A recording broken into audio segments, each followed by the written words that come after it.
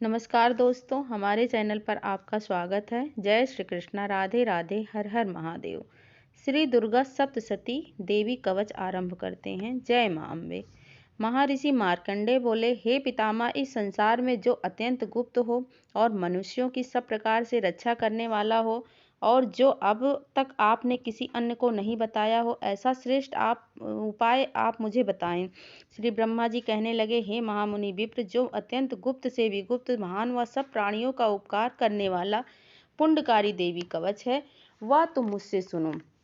प्रथम शैलपुत्री, दूसरी ब्रह्मचारिणी, तीसरी चंद्रघंटा, चौथी कुसमांडा, पांचवी स्कंद माता, छठवीं कात्यायनी, सातवीं कालरात्रि, आठवीं महागौरी, नौवीं सिद्धदात्री। यह 9 देवी जी की मूर्तियां हैं और यही 9 दुर्गा कहलाती हैं। आग में जलते समय, रण में शत्रुओं से घिरा हुआ, विषम संकट में फंसा हुआ जो मनुष्य भयभीत होकर यदि दुर्गा के इन नामों का स्मरण करे तो उसका कभी भी कोई भी अमंगल नहीं होता है। रण के समय संकट आ जाने पर भी उस पर कोई विपत्ति नहीं आ पाती है और ना ही किसी प्रकार का दुख, शोक या डर ही होता है। जिसने श्रद्धा भक्ति पूर्वक देवी का स्मरण किया है उसका सदा कल्याण होता है। हे देवेश्वरी, जो तुम्हारा चिंतन करते हैं उनकी तुम निसंदेह रक्षा करती हो। चामुंडा देवी प्रेत पर, बाराहवीं भैंसे पर, ऐन्द्री हाथी पर, वैष्णवी गरुड़ पर आसन जमाए बैठी हैं। महेश्वरी वृषभ पर, कौमारी मोर पर और हाथ में कमल लिए हुए विष्णु प्रिया श्री लक्ष्मी जी कमल के आसन पर विराजती हैं। बैल पर बैठी हुई ईश्वरीय देवी ने श्वेत रूप धारण कर रखा है और सब प्रकार के आभूषणों से विभूषित ब्राह्मी देवी हंस पर विराजमान है। इस प्रकार यह सब देवियां सब प्रकार की योग शक्तियों से युक्त हैं। इनके सिवा और भी अन्य देवियां हैं जो अनेक प्रकार के रत्नों के आभूषणों से करने से सुशोभित हैं। भक्तों की रक्षा के लिए यह सब देवियां सब प्रकार की योग शक्तियों से युक्त हैं। इनके सिवा और भी अन्य देवियां हैं जो अनेक प्रकार के रत्न और आभूषण धारण करने से सुशोभित हैं। भक्तों की रक्षा के लिए यह सब देवियां रथ में बैठी हुई तथा क्रोध में भरी हुई दिखाई देती हैं और शंख, चक्र, गदा, शक्ति, हल, मूसल, खेटक, तोमर, परशु, पाश, भाला, त्रिशूल एवं उत्तंग, सारंग, धनुष आदि अस्त्र शस्त्रों को दैत्य के नाश के लिए, भक्तों की रक्षा करने के लिए तथा देवताओं के कल्याण के लिए धारण किए हुए हैं। हे महारौद्रे, अत्यंत घोर पराक्रम वाली, महान बल और महान उत्साह वाली महाभय विनाशिनी देवी, तुमको मैं नमस्कार करता हूँ।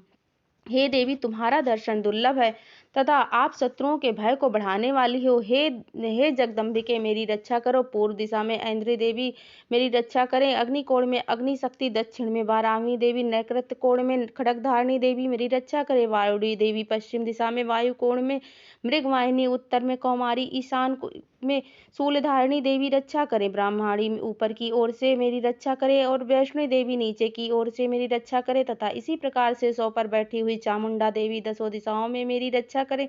जया देवी आगे की ओर से, विजया पीछे की तरफ से, बाईं ओर से, अजिता दाहिनी ओर से, अपराजिता देवी रक्षा करे। उद्धेतनी देवी शिखा की रक्षा करे तथा उमा सिर में स्थित होकर रक्षा करे। इसी प्रकार ललाट में मालाधारी देवी रक्षा करे। शशिनी देवी मेरी भौहों की संरक्षण करे। भौहों के मध्य भाग में त्रिनेत्रा, नाक के दोनों नथनों में यम घंटा देवी रक्षा करे। नेत्रों के मध्य भाग में शंखनी देवी और द्वारवासिनी तक कानों की रक्षा करे।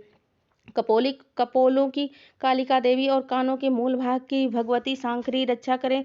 सुगंधा नासिका में और चर्चिका ऊपर के ओठ में, अमृत कला नीचे की ओर से सरस्वती देवी जीभ की रक्षा करे। कौमारी देवी दांतों की और चंडिका देवी कंठ प्रदेश की रक्षा करे। चित्रघंटा गले की घाटी की और महामाया तालु की रक्षा करे।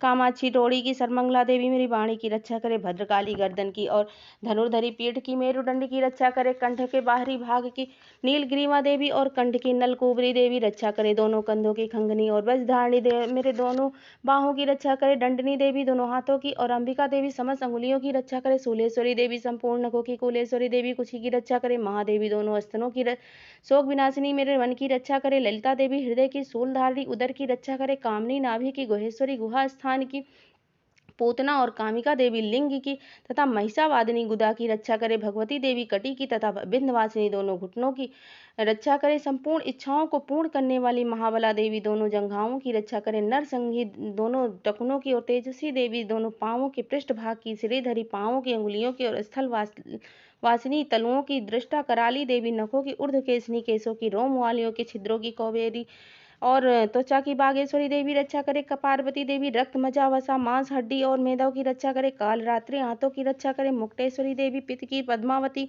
कमल कोश की चूड़ामणि कफ की रक्षा करे, ज्वालामुखी नसों की जल की रक्षा करे, अभेदा देवी शरीर के सब जोड़ों की रक्षा करे, ब्रह्माणी मेरे वीर की, छत्रेश्वरी छाया की और धर्मधारिणी मेरे अहंकार मन तथा बुद्धि की रक्षा करे, प्राण आपान समान उदान और ब्यान की वज्रहस्ता देवी रक्षा करे, कल्याण शोभाना मेरे प्राण की रक्षा करे, रस रूप गंध शब्द और स्पर्श इन विषयों का अनुभव करते हुए योगिनी देवी मेरी रक्षा करे, मेरे सतगुण रजोगुण तमोगुण की रक्षा नारायणी देवी करे, आयु की रक्षा पारायणी देवी और वैष्णवी धर्म की रक्षा चक्रणी देवी मेरे यश की कीर्ति लक्ष्मी धन और विद्या की रक्षा करें, इंद्राणी मेरे गोत्र की रक्षा करें, और हे चंडिके आप मेरे समस्त पशुओं की रक्षा करो, श्री महालक्ष्मी देवी मेरे पुत्रों की आप मेरे समस्त पशुओं की रक्षा करो, पुत्रों की रक्षा करें, और भैरवी मेरी पत्नी की सदैव रक्षा करें, मेरे पथ की कुशल रखने वाली सुभता तथा मार्ग के आपत्तियों से बचाने वाली क्षेमकारी देवी रक्षा करे, राजा के दरबार में महालक्ष्मी तथा सर्वत्र व्याप्त रहने वाली विजया देवी चारों ओर से मेरी रक्षा करे, भयों से रक्षा करे, जो स्थान रक्षा से रहित हो और कवच में रह गया हो उस स्थान का पापों के नाश करने वाली जयंती देवी रक्षा करे, अपना शुभ चाहने वाले मनुष्य को बिना कवच के एक भी पग नहीं जाना चाहिए, क्योंकि सदा कवच रखने वाला मनुष्य जहाँ भी जाता है वहाँ उसे अवश्य धन लाभ होता है तथा सब कामनाओं के साथ विजय प्राप्त होती है, जिस अभिष्ट वस्तु की इच्छा होती है उसको इस कवच के प्रभाव से अवश्य मिलती है और इसी संसार में महाऐश्वर्य को प्राप्त हो जाता है। कवचधारी मनुष्य युद्ध में निर्भय होता हुआ विजय को प्राप्त करता है, वह तीनों लोकों में माननीय होता है। देवी का यह कवच देवताओं के लिए भी कठिन होता है, जो नित्य प्रति नियम पूर्वक तीनों संध्याओं को श्रद्धा के साथ इसको पठन पाठन करते हैं उसे देव शक्ति प्राप्त होती है, वह तीनों लोक को जीत जाता है, अकाल मृत्यु से रहित होकर 100 वर्षों तक जीवित रहता है, उसकी लूता चर्म रोग विस्फोट आदि समस्त व्याधियां समूल नष्ट हो जाती हैं और स्थावर जंगम तथा कृत्रिम विष आदि दूर हो जाते हैं, उनका कोई असर नहीं होता है तथा समस्त अभिचारक प्रयोग और जितने भी पृथ्वी पर यंत्र मंत्र तंत्र आदि होते हैं ये सब इस कवच के हृदय से धारण कर लेने पर नष्ट हो जाते हैं। इसके अतिरिक्त पृथ्वी पर विचरने वाले भूचर नभचर जलचर प्राणी उपदेश मात्र सिद्ध से सिद्ध होने वाले निम्न कोटि के देवता तथा जन्म के साथ प्रकट होने वाले कुल रोग गंडमाला आदि ढाकनी साकनी अंतरिक्ष में विचरने वाली अत्यंत बलवती भयानक ढाकनियां ग्रह भूत पिशाच यक्ष गंधर्व राक्षस ब्रह्म राक्षस बेताल कुष्मांड और भैरव आदि अनिष्ट कारक देवता भी इस मनुष्य को जिसने की अपने हृदय में यह कवच धारण किया हुआ है देखते ही देखते भाग जाते हैं। इस कवच कारण कवच धारण करने से मान और तेज बढ़ता है। जो मनुष्य इस कवच का पाठ करके फिर उसके पश्चात सप्तशती चंडी का पाठ करता है उसका यश जगत में विख्यात होता है और जब तक वन पर्वत और गान्नाद भूमंडल पर स्थित है तब तक उसके यहाँ पुत्र पौत्र आदि संतान परंपरा बनी रहती है। पश्चात देहांत होने पर भी ऐसा मनुष्य परम पद को प्राप्त हो जाता है जो देवताओं के लिए भी कठिन होता है और अंत में सुंदर रूप धारण करके भगवान शंकर के साथ आनंद करता हुआ परम मोक्ष को प्राप्त हो जाता है। जय मां अम्बे। अथ अर्गला स्त्रोत आरंभ। मार्कंडेय कहते हैं, जयंती मंगला काली भद्रकाली कपालिनी दुर्गा शिवा क्षमा शिवा धात्री स्वाहा सुधा आदि नामों से प्रसिद्ध देवी मैं तुम्हें नमस्कार करता हूँ। हे देवी चामुंडा तुम्हारी जय हो। प्राणियों के संपूर्ण दुख को हरने वाली तथा सब में व्याप्त रहने वाली देवी तुम्हारी जय हो। हे काल रात्रि तुम्हें नमस्कार हो। हे मधु और कैटभ दैत्य का वध करने वाली ब्रह्मा को वरदान देने वाली हे देवी तुम्हें नमस्कार हो। तुम मुझे रूप दो जय दो यश दो काम क्रोध शत्रुओं का नाश करो। हे महिषासुर दैत्य का नाश करने वाली तथा भक्तों को सुख देने वाली तुम्हें नमस्कार हो। तुम मुझे रूप दो जय दो यश दो काम क्रोध शत्रुओं का नाश करो। हे रक्त बीज का वध करने वाली हे चंडमुंड का नाश करने वाली तुम मुझे रूप दो जय दो यश दो काम क्रोध शत्रुओं का नाश करो। शुंभ निशुंभ धूम्राक्ष राक्षस का मर्दन करने वाली मुझको रूप दो विजय दो यश दो और मेरे शत्रुओं का नाश करो। हे सर्व पूजित युगल चरणों वाली देवी हे संपूर्ण सौभाग्य प्रदान करने वाली देवी तुम मुझे रूप दो जय दो यश दो काम क्रोध शत्रुओं का नाश करो। हे चंतनीय देवी तुम्हारे रूप और चरित्र अमित है तुम सब शत्रुओं का नाश करने वाली तुम मुझे रूप दो जय दो यश दो काम क्रोध शत्रुओं का नाश करो। पापों को दूर करने वाली चंडिका हे दुख विनाशिनी इस संसार में जो भी तुम्हारा भक्ति से पूजन करते हैं तुम उनको रूप दो जय दो यश दो काम क्रोध शत्रुओं का नाश करो। हे समस्त रोगों का नाश करने वाली चंडिके जो भक्ति पूर्वक तुम्हारी स्तुति करते हैं तुम उन्हें रूप दो जय दो यश दो काम क्रोध शत्रुओं का नाश करो। हे देवी मुझे सौभाग्य दो आरोग्य दो परम सुख दो रूप दो जय दो यश दो काम क्रोध शत्रुओं का नाश करो। जो मुझसे बैर रखते हैं उनका संहार करो। मुझे रूप दो जय दो यश दो काम क्रोध शत्रुओं का नाश करो। मेरा कल्याण करो। मुझे सब सुख दो उत्संपत्ति प्रदान करो। रूप दो जय दो यश दो काम क्रोध शत्रुओं का नाश करो।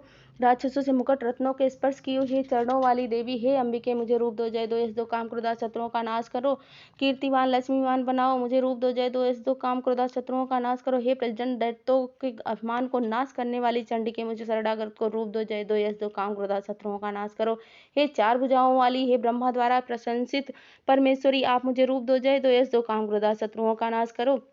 निरंतर भक्ति से भगवान विष्णु तथा द्वारा सदा शिव से की हुई स्थिति की हुई अंबिके मुझे रूप दो, जय दो, यश दो, काम क्रोधा शत्रुओं का नाश करो, हिमाचल की कन्या पार्वती के पति भगवान शंकर से स्तुति की हुई परमेश्वरी मुझे रूप दो, जय दो, यश दो, काम क्रोधा शत्रुओं का नाश करो, इंद्राणी के पति के द्वारा सद्भाव से पूजित होने वाली परमेश्वरी मुझे रूप दो, जय दो, यश दो, काम क्रोधा शत्रुओं का नाश करो, हे प्रजनन भुजन से दैत्यों के घमंड को नष्ट करने वाली देवी मुझे रूप दो, जय दो, यश दो, काम क्रोधा शत्रुओं का नाश करो, मेरे बैरियों का नाश करो, हे देवी तुम अपने भक्तों के सदा असीम आनंद देती हो, तुम मुझे रूप दो, जय दो, यश दो, काम क्रोधा शत्रुओं का नाश करो, मेरे मन की इच्छा अनुसार चलने वाली संसार रूपी सागर से उतारने वाली सुंदर स्त्री प्रदान करो, जो उत्तम कुल में उत्पन्न हुई हो और सर्वगुण संपन्न हो। जो मनुष्य पहले इस स्त्रोत का पाठ करता है और फिर सप्तशती महास्त्रोत का पाठ करता है, वह सप्तशती के जप संख्या से मिलने वाले श्रेष्ठ फल को प्राप्त हो जाता है और उसके साथ ही उसे प्रचुर धन की प्राप्ति होती है।